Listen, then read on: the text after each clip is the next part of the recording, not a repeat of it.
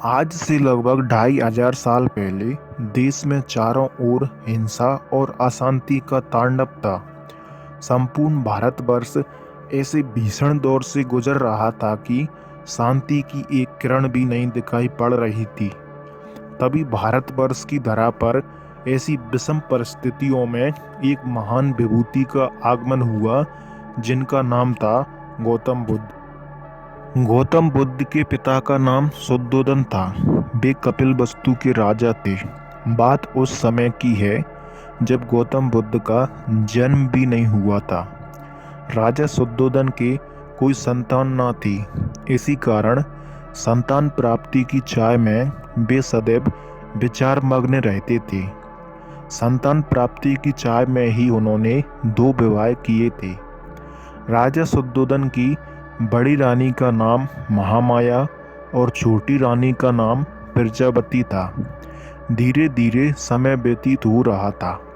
राजा शुद्धोदन अब अधेड़ अवस्था से वृद्ध अवस्था की ओर अग्रसर होने लगे थे। देवी देवताओं की पूजा अर्चना और दान पुण्य आदि करने के बाद भी उन्हें संतान का सुख न मिल सका। समय बीतने के साथ साथ राजा की तृष्णा भी बलवती होती जा रही थी। ऐसा प्रतीत होता था जैसे भाग्य के देवता राजा शुद्धोदन से कुपित हो गए हैं। तभी तो उनकी श्रद्धा और निष्ठा भी कोई रंग ना ला सकी थी। अब राजा की तृष्णा चिंता और गहन चिंता में बदलने लगी थी। राज्य में चारों ओर सुख, शांति और समृद्धि थी, किंतु अपना उत्तराधिकारी न होने के कारण यह सब कुछ राजा को निरर्थक ही प्रतीत होता था। निसंतान होने का दुख राजा शुद्धोदन को ही नहीं, रानी महामाया और रानी प्रजापति को भी था।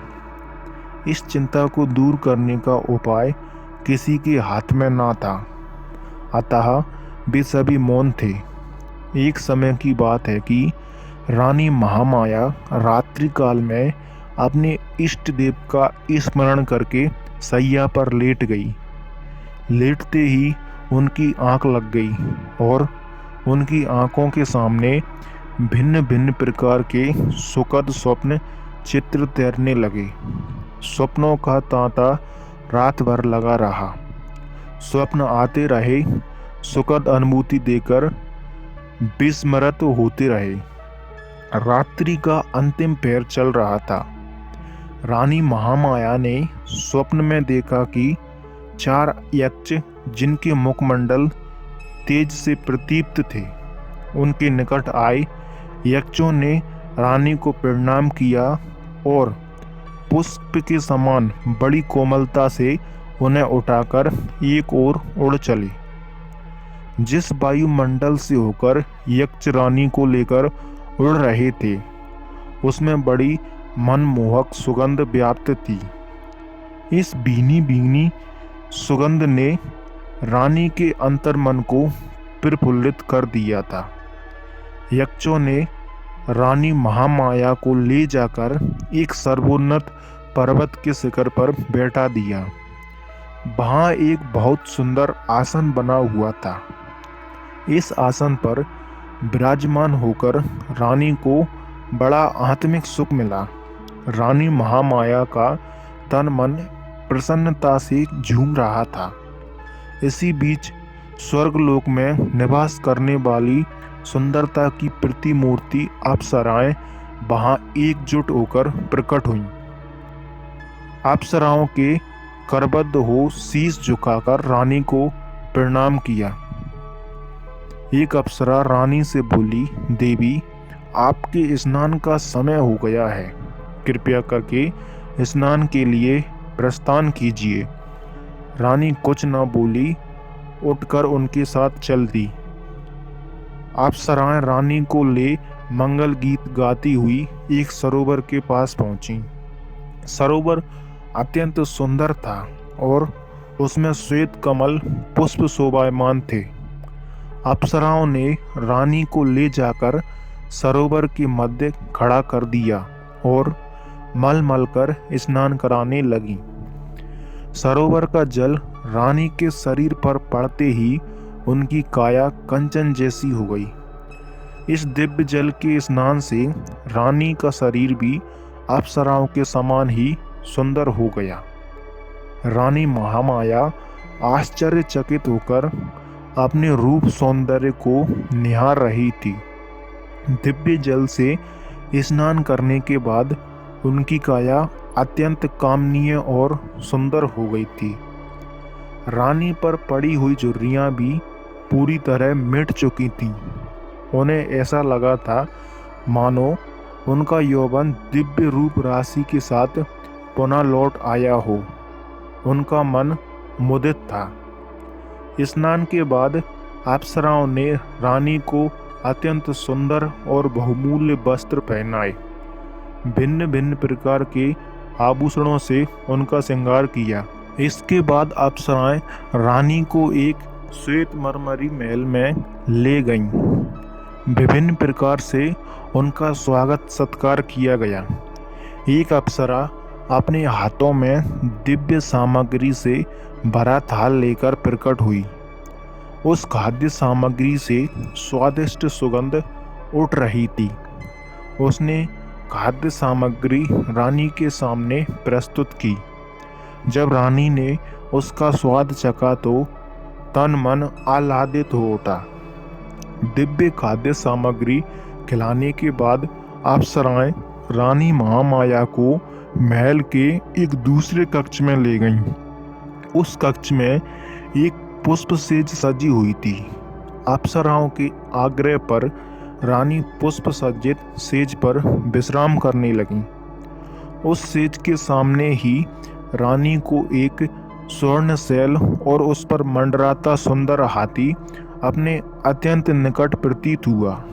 हाथी ने कमल पुष्प से रानी के दाएं अंग पर धीरे से प्रहार किया और फिर लघु से लघुत्तर स्वरूप धरकर भय एकाएक रानी के गर्भ में समा गया। रानी ने भय और आश्चर्य से तुरंत अपनी आंख खोल दी। अब रानी को पता चला कि वह स्वप्न देख रही थी। बड़ा ही आश्चर्यचकित कर देने वाला और सुखद स्वप्न था। आंख खुलते ही जिसका समापन हो गया था। जब राज ज्योतिषी ने स्वप्न के फल की गणना कर बताया कि उनके यहाँ एक यशस्वी पुत्र रत्न का जन्म होगा, तो उनकी प्रसन्नता की कोई सीमा न रही। राज ज्योतिषी की घोषणा ने जैसे राजा रानी और प्रजा के ऊपर से चिंता की कालिमा को समाप्त कर दिया था। राजमहल में छाया सन्नाटा धीरे धीरे सिमटने लगा। ज्यों-ज्यों रानी महामाया का गर्भकाल पूर्ण होने की ओर अग्रसर हो रहा था, त्यों-त्यों राजमहल में प्रसन्नता बढ़ती जा रही थी। अब गर्भकाल लगभग पूर्ण होने को था। उस काल की प्रथा के अनुसार रानी अपने प्रथम शिशु को अपने माता पिता के गृह पर ही जन्म देती थी। इसे अत्यंत शुभ माना जाता था। ऐसा ही विचार कर रानी महामाया को उनके माता पिता के पास भेजने की व्यवस्था की गई, ताकि वे प्रथम शिशु को वहीं पर जन्म दे सकें। राजा की आज्ञा से एक सुंदर रथ को फूल मालाओं और मोती मणियों से सुसज्जित किया गया। उस रथ में रानी के साथ उनकी प्रिय दासियों और परिचारिकाएं बैठी थीं। रथ के आगे आगे 6 घोड़ों पर सवार योद्धा सैनिक चले और इसी प्रकार पीछे भी घुड़सवार सैनिक चले। धीरे धीरे रानी का यह काफिला आगे बढ़ रहा था कि लुम्बिनी वन के निकट रानी को तीव्र प्रसव पीड़ा होने लगी। परिचारिकाओं के कहने पर रथ को लुम्बिनी वन में ही एक उचित स्थान देखकर रोक दिया गया। वैशाख मास की पूर्णिमा थी। गगन पर पूर्ण चंद्र जगमगा रहा था। लुम्बिनी वन का कोना कोना जैसे पूर्णिमा की शीतल चांदनी में अपनी मधुरता के साथ शोभायमान हो रहा था। इस वैशाख पूर्णिमा को जैसे सदियों से लुम्बिनी वन में इस महान घटना के घटने की ही प्रतीक्षा थी और प्रतीक्षा की घड़ियां धीरे धीरे समाप्त होती जा रही थीं। यह घटना ईसा से लगभग 564 वर्ष पूर्व की है। रानी महामाया प्रसव पीड़ा से आकुल लुम्बिनी वन में पुष्पों से आच्छादित वृक्ष के नीचे विश्राम कर रही थीं। परिचारिकाएं उनकी तरह तरह से सेवा शुश्रूषा कर रही थीं। प्रकृति द्वारा निर्धारित शुभ घड़ी और शुभ फलों में रानी महामाया ने एक सुंदर स्वस्थ शिशु को जन्म दिया। शिशु के जन्म की शुभ सूचना अविलंब कपिलवस्तु भेज दी गई। कपिलवस्तु में राजा शुद्धोधन और रानी प्रजापति के हर्ष की सीमा न थी। पूरा राजमहल विभिन्न प्रकार के मोतियों, मणिक्यों और दीपमालाओं से सज्जित किया गया। राजा शुद्धोधन और रानी प्रजापति ने पुत्र प्राप्ति से प्रसन्न होकर निर्धनों और ब्राह्मणों को खुले हाथों से दान देना प्रारंभ कर दिया। राजा ने अपनी प्रिय पत्नी महामाया और नवजात शिशु को लुम्बिनी वन से कपिलवस्तु बुला लिया था। राजमहल में उनके बड़े हर्ष के साथ स्वागत किया गया। एक दिन आश्रित ऋषि दरबार में पधारे। राजा शुद्धोधन ने ऋषि का यथा योग्य स्वागत सत्कार किया और नवजात शिशु को आशीर्वाद देने का आग्रह किया। आश्रित ऋषि बोले, राजन, आपके पुत्र का भविष्य बड़ा उज्जवल प्रतीत होता है। यह शिशु आगे चलकर आपके शाक्य वंश का नाम विश्व भर में फैला देगा और किसी के आशीर्वाद की नहीं बल्कि संसार को इसके आशीर्वाद की आवश्यकता पड़ेगी। यह कहकर आश्रित ऋषि ने शिशु के मस्तक पर अपना हाथ रख दिया। आश्रित ऋषि का आशीर्वाद और वक्तव्य सुनकर राजा शुद्धोधन को बड़ी प्रसन्नता हुई। उन्होंने बहुत सा धन शिशु के ऊपर न्यौछावर करके निर्धनों में वितरित कर दिया। बड़े हर्ष और प्रसन्नता के वातावरण में शिशु के लिए नामकरण संस्कार का समारोह आयोजित किया गया। शिशु राजकुमार के लिए सिद्धार्थ नाम उपयुक्त माना गया। जब से सिद्धार्थ का जन्म हुआ था, राजमहल के वातावरण में एक अनोखी सी प्रसन्नता का भाव समाहित था। चारों ओर जैसे शिशु सिद्धार्थ का स्पर्श कर मंद सुगंध समीर के झोंके राजमहल में अटखेलियां कर रहे थे। काल की गति बड़ी बलवान होती है और कोई इसे सरलता से नहीं समझ सकता। राजमहल में प्रसन्नता की बहारें बहाकर संभवतः काल कोई विडंबना रच रहा था। तभी तो राजमहल की प्रसन्नता उसे फूटी आंख न सुहा रही थी। कपिलवस्तु के राजमहल में अभी प्रसन्नता और हर्ष का समारोह पूर्ण भी ना हुआ था कि काल की गति रुक गई। सिद्धार्थ की माता रानी महामाया की तबीयत बिगड़ने लगी। रानी महामाया ने शिशु सिद्धार्थ को रानी प्रजापति की गोद में डालते हुए कहा, बहन, संभवतः अब मैं ना बचूंगी। मैं इसे तुम्हारे सुपुर्द कर रही हूँ। यह कहते कहते महामाया की आंखें मुदने लगीं और गर्दन एक ओर लुढ़क गई। एक दिन राजकुमार सिद्धार्थ उपवन में विचारमग्न बैठे थे कि तभी क्रों क्रों करता हुआ एक हंस उनके पास आ गिरा। किसी निर्दयी शिकारी ने तीर चलाकर उसके प्राण लेने का प्रयास किया था। राजकुमार ने दयावश उसके पंखों में लगा तीर निकालकर घाव धोया और उसे जल पिलाया। जल पीकर जैसे हंस के प्राण लौट आए। इतने में ही शिकारी दौड़ता हुआ वहां आ पहुंचा। भय सिद्धार्थ का चचेरा भाई देवदत्त था। देवदत्त आते ही बोला, सिद्धार्थ, यह हंस मुझे दे दो, मैंने इसका शिकार किया है।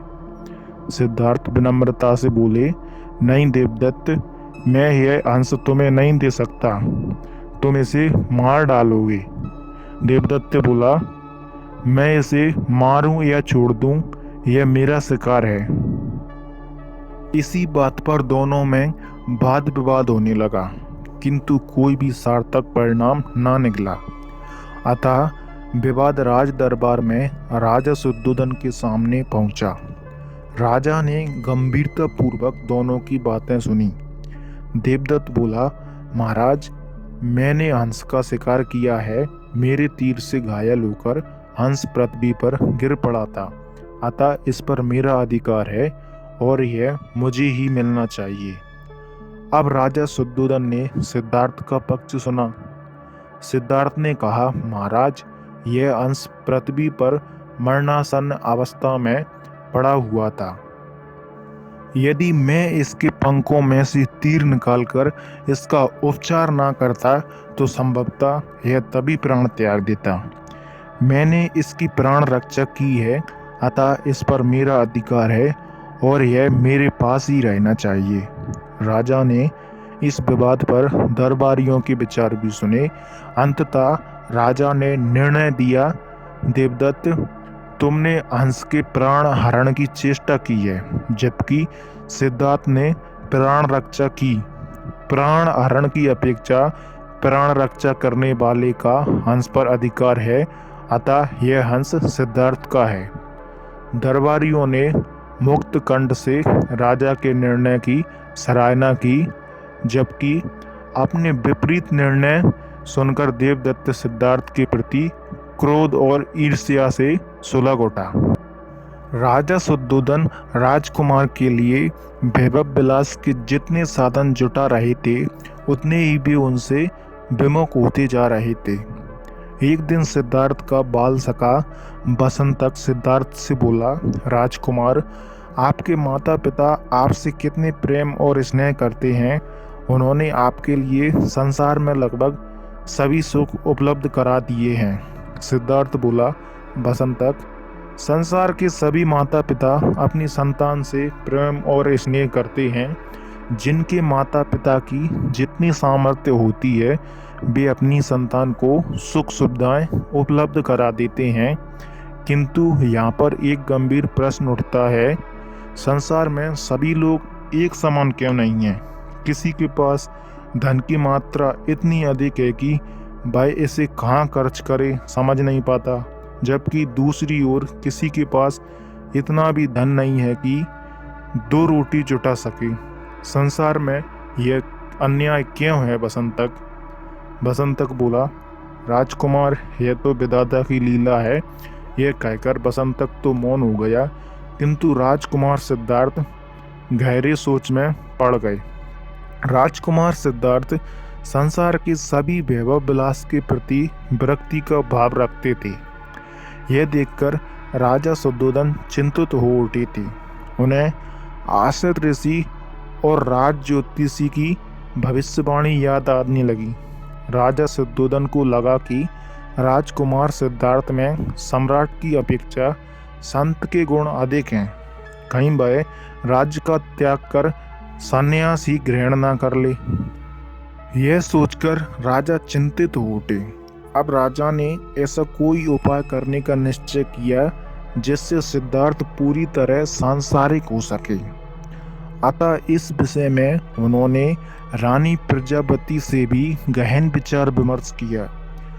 कुछ समय पश्चात रानी प्रजापति बोली, महाराज, राजकुमार सिद्धार्थ को सामान्यतः वैभव विलास की कोई भी सामग्री अपनी ओर आकर्षित नहीं कर पाई। अब अंतिम अस्त्र के रूप में केवल एक ही उपाय है। राजा शुद्धोधन उत्सुकता से बोले, कैसा अंतिम अस्त्र और कैसा उपाय महारानी? अपनी बात पूरी तरह से स्पष्ट करो। महारानी बोली, अब राजकुमार युवा हो चुके हैं। यदि हम उनका विवाह किसी सुंदर राजकुमारी से कर दें तो भय उसके सौंदर्य फांस में जकड़ा जा सकता है। महाराज बोले, कदाचित आपकी बात ठीक लगती है महारानी। यदि हम राजकुमार का विवाह कर दें तो वह निश्चय ही विवाह बंधन में जकड़ा जा सकेगा। तब शीघ्र ही राजकुमारी के लिए विवाह हेतु स्वयंवर का आयोजन कीजिए महाराज। महाराज बोले, हाँ अवश्य, हम ऐसा ही करेंगे। ऐसा कहते हुए राजा शुद्धोधन के मुखमंडल पर दृढ़ता के भाव छा गए।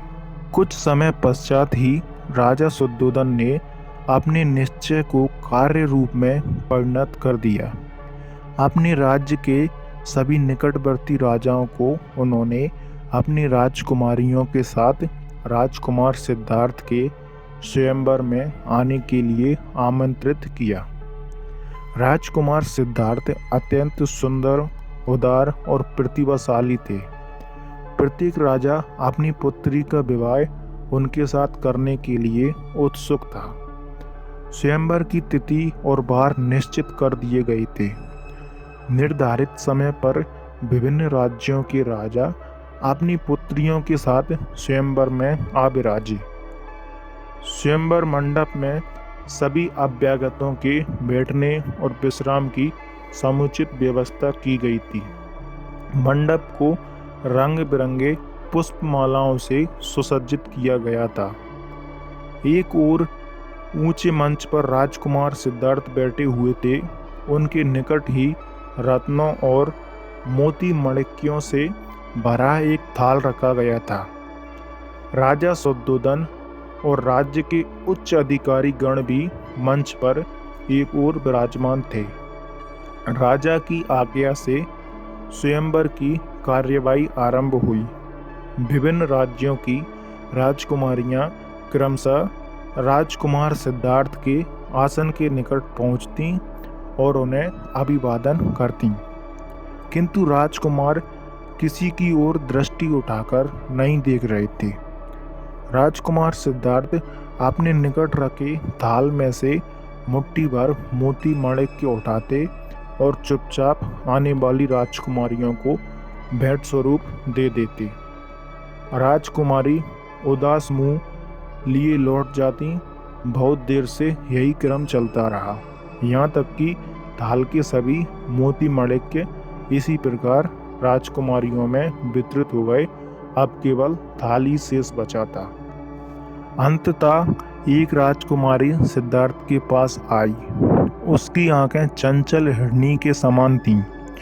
उसकी पायल की रुनझुन ने एकाएक राजकुमार सिद्धार्थ को अपनी ओर आकर्षित किया।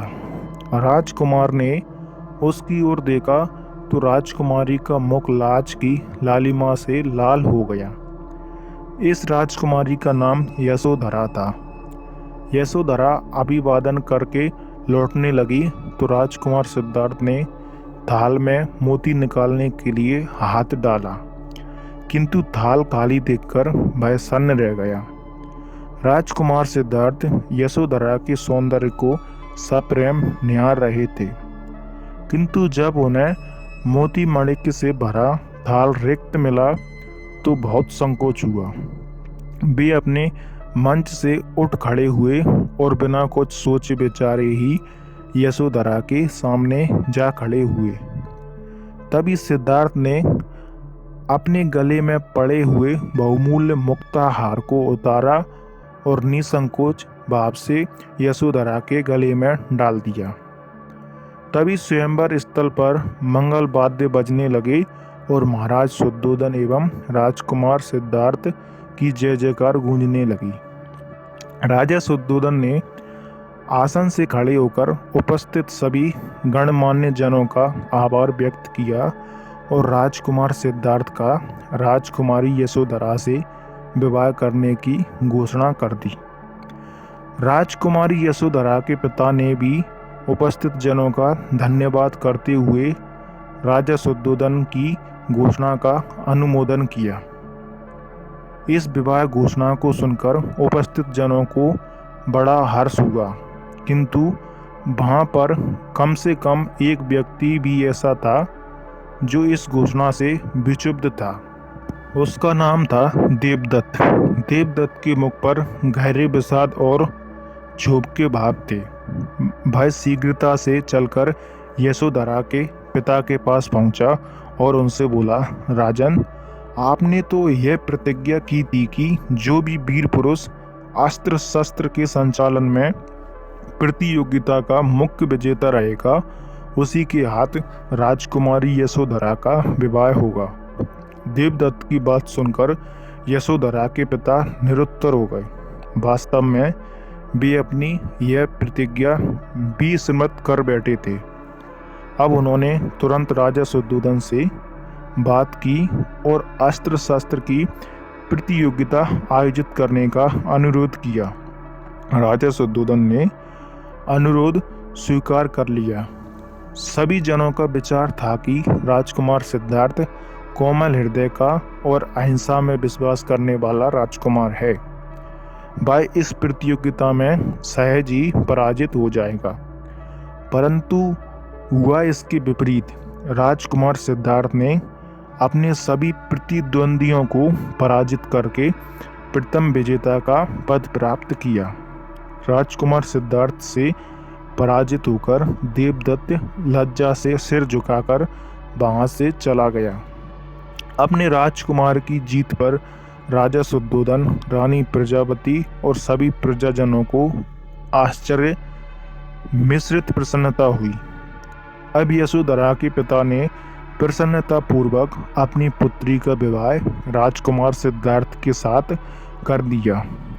यशोधरा सिद्धार्थ जैसा सुंदर, गुणवान और प्रतिभा संपन्न वीरपति पाकर बड़ी प्रसन्न थी। इसी प्रकार सिद्धार्थ भी यशोधरा जैसी सुंदर, सुशील, सलज्ज अर्धांगिनी पाकर जैसे भूला न समाया था। यशोधरा को पाकर सिद्धार्थ जैसे स्वयं को भी भूल गया था। अपनी नवयौवना नवविवाहित पत्नी के साथ वह प्रायः पुष्प वाटिका में घूमता रहता और उसके बालों में पुष्प सजाकर हंसता मुस्कुराता रहता। राजकुमार सिद्धार्थ को यशोधरा का सौंदर्य फांस भी अधिक समय तक बांधकर न रख सका। एक दिन सिद्धार्थ के मन में नगर भ्रमण की इच्छा हुई। उसने अपने सेवक चंदक को घोड़ा तैयार करने का आदेश दिया। चंदक ने सिद्धार्थ का प्रिय घोड़ा खंतक तैयार कर दिया और राजकुमार को उस पर सवार कराकर नगर भ्रमण के लिए चल दिए। राजाज्ञा द्वारा ऐसा प्रबंध करा दिया गया कि मार्ग में कोई भी ऐसा कारुणिक या कष्टदायी दृश्य न दिखाई पड़े जिससे राजकुमार सिद्धार्थ के हृदय पर कुप्रभाव पड़े। उस मार्ग पर युवा और सुंदर युवक युवतियां खड़े हुए थे जो राजकुमार के ऊपर पुष्प वर्षा कर रहे थे। सहसा उस मार्ग से दूर एक अन्य मार्ग पर राजकुमार की दृष्टि पड़ी। वहां कोई वृद्ध व्यक्ति लाठी टेकता कराता हुआ धीरे धीरे चल रहा था। सिद्धार्थ बोला अपने चंदक से, चंदक, भाई व्यक्ति झुककर क्यों चल रहा है? उसके हाथ में डंडा क्यों है? और भाई इतना असुंदर क्यों है?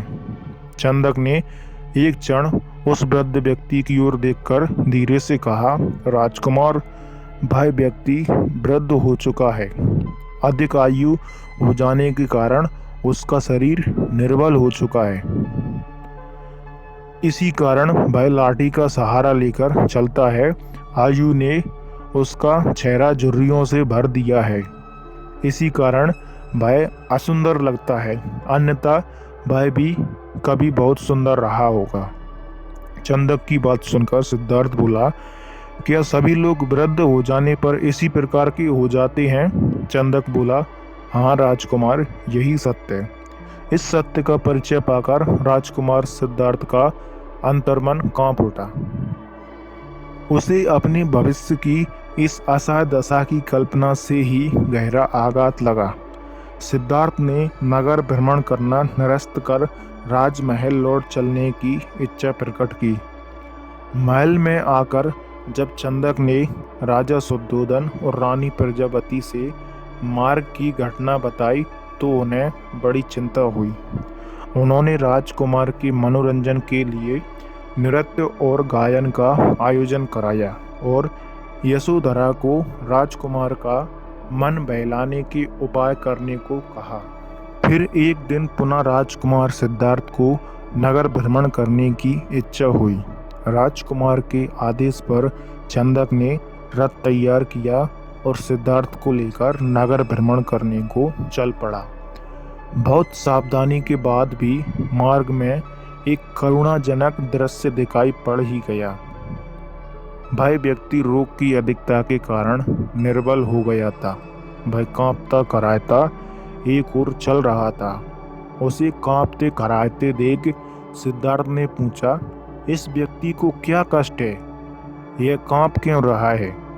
चंदन बोला, राजकुमार, यह व्यक्ति कभी बहुत शक्तिशाली था, किंतु रोग ने इसे निर्बल बना दिया है और रोग के कष्टों के कारण ही यह व्यक्ति कांपता, चिल्लाता और करा रहा है। राजकुमार बोले, क्या यह रोग हर किसी को हो जाता है? चंदन बोला, हाँ राजकुमार, रोग राजा, रंक, छोटा बड़ा और स्त्री पुरुष किसी में भेद नहीं करता। यह किसी को भी अपनी चपेट में ले लेता है। चंदक की बात सुनकर राजकुमार क्षण भर के लिए विचार मग्न हो गए। चंदक धीरे धीरे रथ आगे बढ़ा रहा था। अभी उनकी दृष्टि से एक दृश्य ही हटा था कि एक और करुणाजनक दृश्य उनके सामने आ गया। 4 व्यक्ति एक सैया को चारों कोनों पर पकड़े चल रहे थे। उनके पीछे कुछ व्यक्ति रोते हुए और कुछ व्यक्ति मौन चल रहे थे। राजकुमार ने पूछा, चंदक, यह क्या है? चंदक बोला, राजकुमार, एक व्यक्ति की मृत्यु हो गई है। ये लोग सैया पर डालकर उसका अंतिम संस्कार करने ले जा रहे हैं। जो व्यक्ति उसके पीछे रोते हुए चल रहे हैं वे मरने वाले के परिजन हैं। राजकुमार बोले, इस व्यक्ति की मृत्यु क्यों हो गई? चंदक बोला, राजकुमार, मृत्यु तो अटल है, यह तो संसार के सभी प्राणियों को आनी है। राजकुमार बोले, तो क्या मैं, यशोधरा, महाराज आदि सभी की मृत्यु हो जाएगी? चंदक बोला, अवश्य राजकुमार, कुछ समय पहले या बाद में सभी प्राणियों की मृत्यु निश्चित है। जो जन्म लेता है वह मृत्यु को अवश्य प्राप्त होता है। चंदक की बात सुनकर सिद्धार्थ मौन हो गए। रथ धीरे धीरे आगे बढ़ रहा था। राजकुमार सिद्धार्थ की आंखों के सामने दृश्य लगातार बदलते जा रहे थे। सिद्धार्थ अभी विचार मग्न ही था कि आगे से भगवा वस्त्र धारण किए एक तपस्वी व्यक्ति आता हुआ दिखाई दिया। तप और साधना से उस व्यक्ति का मुखमंडल दमक रहा था। उसके होंठों पर स्थायी मुस्कान विराजमान थी।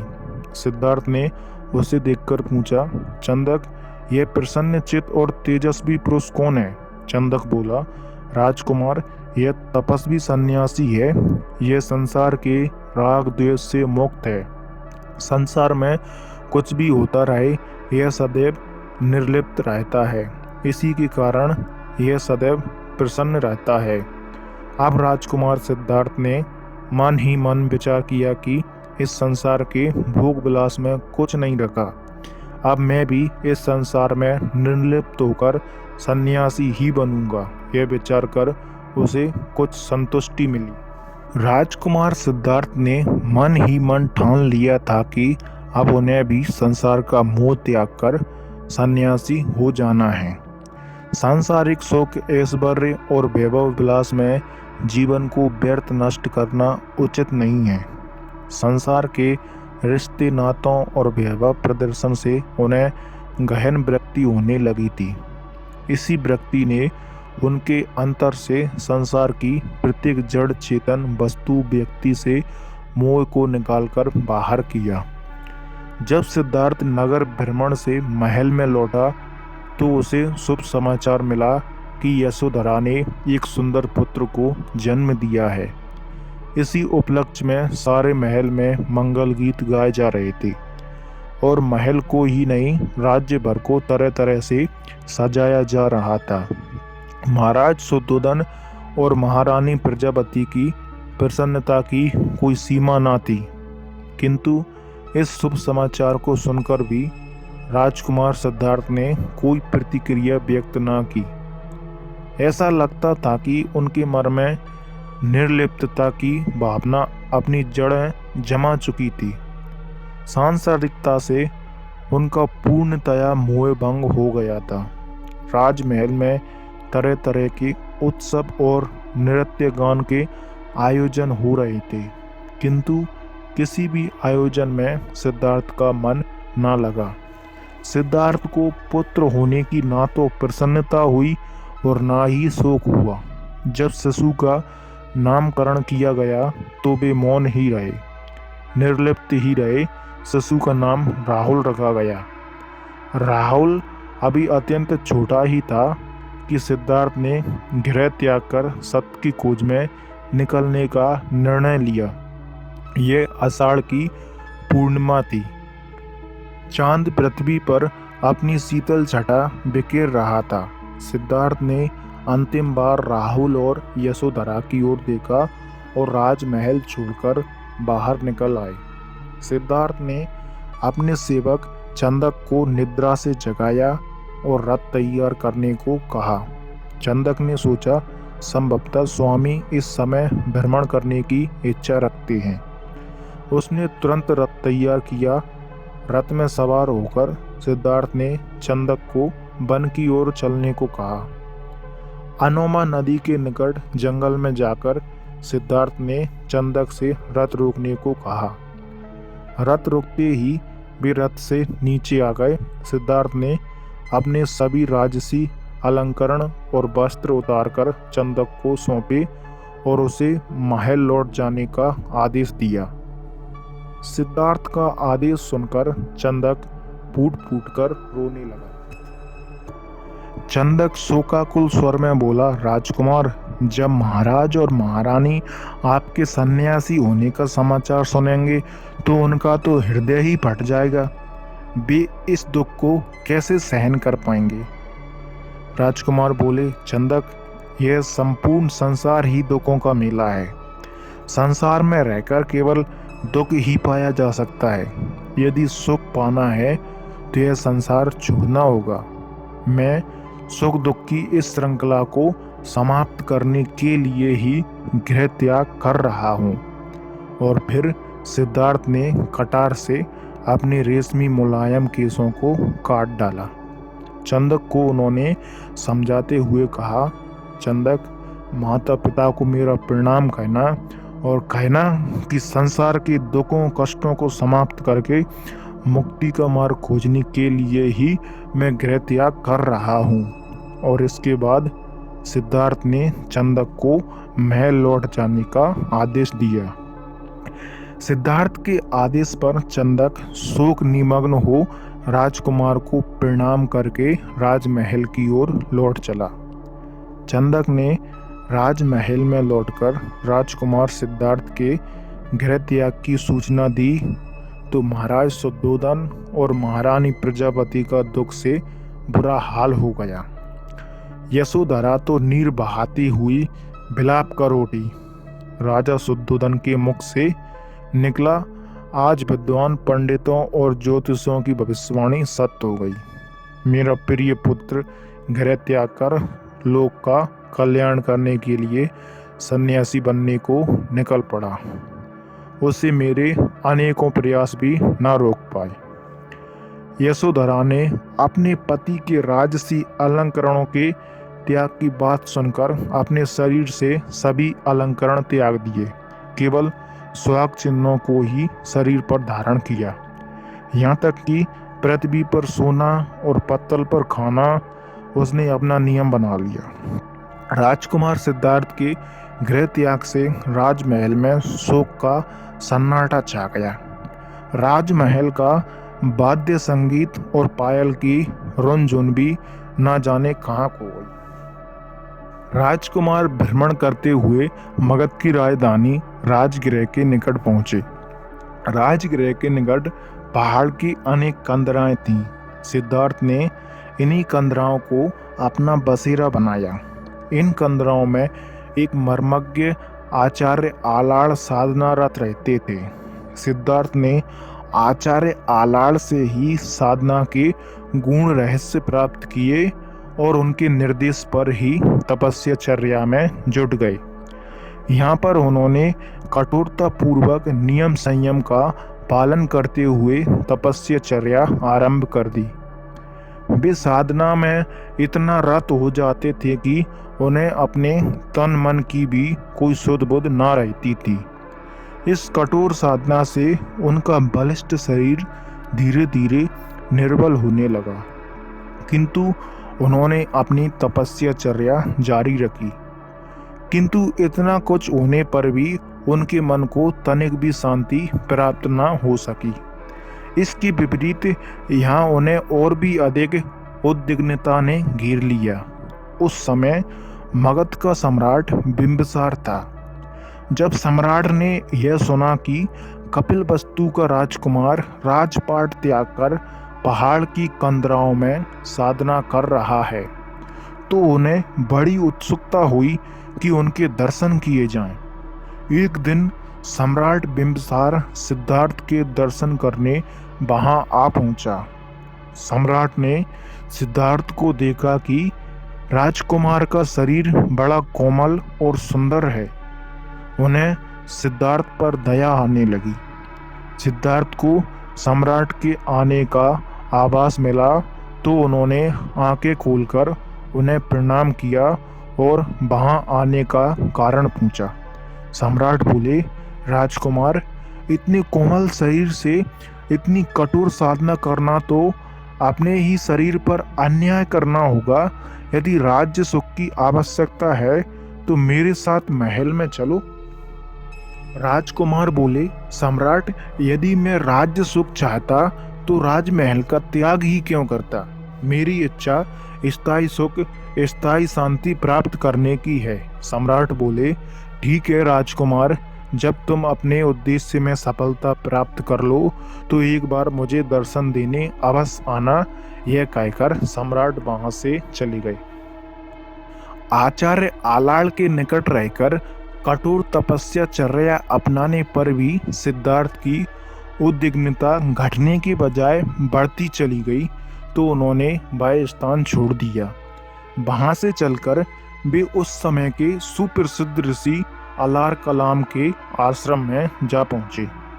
इस आश्रम में नियम संयम से तो रहना ही पड़ता था, इसके अलावा यहाँ अध्ययन अध्यापन की भी विशेष सुविधा थी। इस आश्रम में रहते हुए सिद्धार्थ ने वेद, उपनिषद और दर्शन शास्त्र का गहरा अध्ययन किया। यह प्राप्त करने पर भी उन्हें ऐसा प्रतीत होता था जैसे उनका मन अतृप्त है, अतः उन्होंने यह आश्रम भी छोड़ दिया। इसके बाद वे उदक रामपुत्र नामक ऋषि के आश्रम में जा पहुंचे। यहीं पर उन्हें गौतम नाम मिला। यहाँ सभी लोग इन्हें सिद्धार्थ की बजाय गौतम नाम से संबोधित करते थे। यहाँ भी उन्हें शांति प्राप्त ना हो सकी। अंततः वे उरुबेला नामक स्थान पर जा पहुँचे। यहाँ पर उनके साथ 5 ब्रह्मचारी भी हो गए थे। यहाँ उन्होंने 6 वर्ष तक निराहार रहकर कठोर तपस्या की। इस तरह उनका शरीर हड्डियों का ढांचा मात्र रह गया था। कठोर निराहार तपस्या से भी सिद्धि प्राप्त न हुई तो गौतम ने विचार किया कि इससे तो मृत्यु हो सकती है, किंतु सिद्धि कदापि नहीं। इसी बीच एक शूद्र ग्वाले की कन्या सुजाता ने मन्नत मांग रखी थी कि यदि उसकी इच्छा अनुसार पति और पुत्र प्राप्त हो जाए तो वह वन देवता के रूप में बरगद की पूजा करेगी। सुजाता की इच्छा पूर्ण हुई थी, अतः उसने अपनी मन्नत के अनुसार 1000 गायों का दूध निकालकर 100 गायों को पिलाया और उन 100 गायों का दूध निकालकर 10 गायों को पिलाया और 10 गायों का दूध निकालकर 1 गाय को पिलाया। फिर उस 1 गाय के दूध की खीर बनाकर बरगद वृक्ष के निकट आई। वहां गौतम बैठे साधना कर रहे थे। सुजाता ने खीर गौतम के सामने रख दी। गौतम ने निसंकोच होकर खीर का भोग लगाया। यह देखकर उनके निकट साधना कर रहे 5 ब्रह्मचारियों ने उन्हें भोग लिप्त समझकर त्याग दिया। अल्प मात्रा में खीर को भोग लगाकर गौतम को संतुष्टि मिली और उन्होंने पुनः साधना आरंभ कर दी। खीर का भोग लगाकर जब गौतम का मन साधना में भली प्रकार रत न हुआ तो वे निरंजना नदी के पास पीपल के वृक्ष के नीचे साधना में रत हो गए। साधना करते हुए उनका मन चंचल हो उठता है। उन्हें कभी अपने माता पिता, कभी पत्नी पुत्र, तो कभी राजमहल आकर्षित करने लगते, किंतु उन्होंने संयम ना छोड़ा। मन पर विजय प्राप्त करके वे ध्यान की पहली अवस्था तक जा पहुँचे। धीरे धीरे उन्होंने ध्यान की चारों अवस्थाओं को प्राप्त कर लिया। अब भूत भविष्य सभी उनके सामने चलचित्र के समान प्रकट होने लगे थे। उस समय रात्रि का तीसरा पहर चल रहा था। चारों ओर नीरव सन्नाटे का साम्राज्य था। उस गहन शांति के बीच गौतम को अपने अंतर में एक अनूठी प्रकाश जगमगाता प्रतीत हुआ। अनुपम ज्ञान की ज्योति उनके अंतर मन को आलोकित करती प्रतीत हुई। तभी उन्हें शाश्वत सत्य के दर्शन हुए। उनके सारे संशय और भ्रम नष्ट हो गए और मन को असीम शांति प्राप्त हुई। निरंतर 7 दिन और 7 रात्रि गौतम पीपल के वृक्ष के नीचे बैठे थे। उस दिन वैशाख पूर्णिमा थी। रात्रि में चंद्रमा अपनी शीतल चांदनी से संसार को अमृत तुल्य शीतलता से जगमगा रहा था। इस रात्रि को गौतम को ज्ञान की प्राप्ति हुई और वे गौतम बुद्ध कहलाने लगे। जिस पीपल के वृक्ष के नीचे गौतम बुद्ध को ज्ञान की प्राप्ति हुई उसे बोधि वृक्ष कहा गया। बिहार के प्राचीन मंदिर के पीछे आज भी यह बोधि वृक्ष और वज्रासन विद्यमान है। गौतम को जिस समय ज्ञान की प्राप्ति हुई उस समय उनकी आयु 35 वर्ष थी। देवताओं ने इस समय पर उन पर पुष्प वर्षा कर अपनी प्रसन्नता प्रकट की। गौतम बुद्ध ने विकारों और तृष्णा को नष्ट करने का मार्ग ढूंढ लिया था और उन्हें मृत्यु से अमृत की ओर आने का मार्ग मिल गया था और निर्माण की प्राप्ति हो गई थी। संसार के रोग, शोक, हर्ष, विषाद अब गौतम बुद्ध के ऊपर कोई प्रभाव नहीं डाल सकते थे। उन्हें दिव्य ज्ञान की प्राप्ति हो गई थी और उसी दिव्य ज्ञान की छटा बिखेरने के लिए वे भ्रमण के लिए निकल पड़े। और जो 5 ब्रह्मचारी गौतम बुद्ध को भोग लिप्त मानकर त्याग आए थे, वे एक स्थान पर साधना कर रहे थे। भ्रमण करते हुए गौतम बुद्ध उधर से आ निकले। 5 ब्राह्मण ब्रह्मचारियों ने गौतम बुद्ध की दिव्य मुख मुद्रा देखी तो चकित रह गए। वे समझ गए थे कि उन्हें ज्ञान की प्राप्ति हो गई है। वे 5 गौतम बुद्ध के चरणों पर गिर पड़े। बुद्ध ने उन्हें अपना शिष्य बना लिया और उन्हें उपदेश दिया। इस उपदेश में बुद्ध ने कहा, धर्म परायण जीवन जीने के लिए मर्यादा का पालन करो, तृष्णा को त्याग दो और जाति पाति के भेदभाव को समाप्त करो तथा सभी से मृदुल मधुर व्यवहार करो। गौतम बुद्ध का यह उपदेश धर्म चक्र परिवर्तन कहा गया। यह उपदेश अत्यंत सरल और स्वीकार्य था। इससे सामान्यतः सभी का भला होता था। अतः कुछ ही समय में बुद्ध के सैकड़ों शिष्य बन गए। इसके बाद उन्होंने संपूर्ण देश में धर्म प्रचार करना आरंभ कर दिया। उन्होंने अपने 60 प्रमुख शिष्यों को धर्म प्रचार के लिए चारों दिशाओं में भेज दिया। गौतम बुद्ध वर्ण भेद, रूढ़िवाद और यज्ञ के लिए की जाने वाली हिंसा की विरुद्ध थे। वे कहा करते थे, हिंसा मानवीय धर्म नहीं है। यदि बलि देने की इच्छा है तो प्राणी मात्र की बलि देने की अपेक्षा अपने विचारों और वासनाओं की बलि दो। हिंसा करके सुभद्र की प्राप्ति नहीं हो सकती। गौतम बुद्ध ने जाति भेद और वर्ण व्यवस्था का भी विरोध किया। इस बारे में वे कहा करते थे, जन्म से कोई भी मनुष्य ना तो ब्राह्मण है ना ही शूद्र। मैं ना ब्राह्मण हूँ, ना क्षत्रिय हूँ, ना वैश्य हूँ और ना शूद्र हूँ। ये सभी धर्म के आडंबर मात्र हैं। मैं एक सामान्य जन हूँ। जब कोई व्यक्ति संघ में सम्मिलित होता है तो उससे उसके जाति धर्म के बारे में कुछ भी नहीं पूछा जाता था। उससे केवल 3 बार निम्न उच्चारण कराया जाता था, बुद्धम शरणम गच्छामि, संघम शरणम गच्छामि, धम्मम शरणम गच्छामि। यह सूत्र उच्चारण करने पर श्रद्धालु को संघ में सम्मिलित कर लिया जाता था।